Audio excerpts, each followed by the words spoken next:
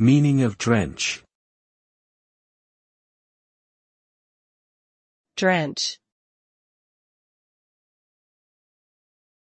Drench.